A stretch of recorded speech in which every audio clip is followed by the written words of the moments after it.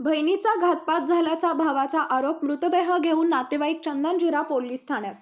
पती चारित्र्यावर संशय घेऊन मारहाण करत असल्याने नांदावयात जाण्याची इच्छा नसताना पतीने पत्नीला गोडी गुलाबीनं दुचाकीवरून नेऊन घातपात केल्याने आपल्या बहिणीचा मृत्यू झाला आहे. बहिणीचा घातपात घडवून आणणाऱ्या पतीवर खुनाचा गुन्हा दाखल करण्यात यावा या मागणीसाठी विवाहितेच्या मृतदेहासह नातेवाईक रात्री 7:30 वाजण्याच्या सुमारास चंदनजीरा पोलीस ठाण्यात आणले होते.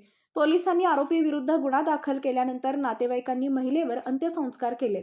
बदनापूर तालुक्यातील आसरखेडा येथील रवींद्र दामोदर बोर्डे यांची पत्नी सपनाच्या चारित्र्यावर संशय घेत असल्याने सपना आपल्या माहेरी भावाकडे 2 लेकरांसह राहायची. मात्र 20 सप्टेंबरला पती रवींद्र येऊन बळजबरीनं पत्नी सपनाला घेऊन सासरी नांदावयास येण्याचा आग्रह करू लागला. मात्र पत्नीनं नकार दिल्याने त्यानं आपण दोन्ही लेकरांसह आत्महत्या करण्याची धमकी देत दुपारी 1 वाजता पत्नी सपनाला दुचाकीवरून घेऊन गेला. त्याच दिवशी सायंकाळी सपनाचा भाऊ विकी पोगरे यास फोन आला की तुमची बहीण खाजगी रुग्णालयात दाखल आहे. त्या ठिकाणी उपचार सुरू असताना काल मध्यरात्री तिचा मृत्यू झाला असून पतीनंच आपल्या बहिणीचा घातपात केल्याचा आरोप करत मृतदेह चंदनजीरा पोलीस ठाण्यात नेण्यात आला.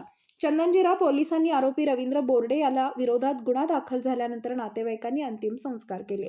वारदात हुई थी, उसका वीडियो भी वायरल हुआ था। क्या अपने पास में फिर आता करे क्या?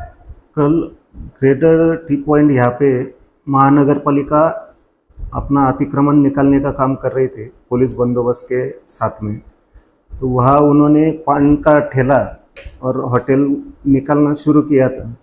तो वो जो पान का ठेला था वो जेसीपी में इसमें क्रेन में उठा के वो बाजू में रखने जा रहे थे। वह बाजू पे जो खेत वाला था उसने बोला कि ये हमारी जगह है, यहाँ पे टपरी मत रखो। ये कारण से उसमें अपना ऋषिकेश गोगड़े, आदित्य गोगड़े और विकी घुमरे, तुषार शिंदे, इनमें झगड़ा शुरू हुआ। ये कारण से विकी घुमारे इसने 10-12 लड़के बुलाए, हाथ में रॉड तलवार के साथ उन्होंने ये जो रामेश्वर बाबूराव लाड है इसके ऊपर हमला किया था। रामेश्वर बाबूराव लाड इसके फिरियाद से पुलिस स्टेशन चंदनजीरा यहाँ पे 421/24 भारतीय न्याय संहिता 109, 189, 190, 191 इसके तहत गुना दाखिल है। इस गुने की तहकीकात अभी शुरू है।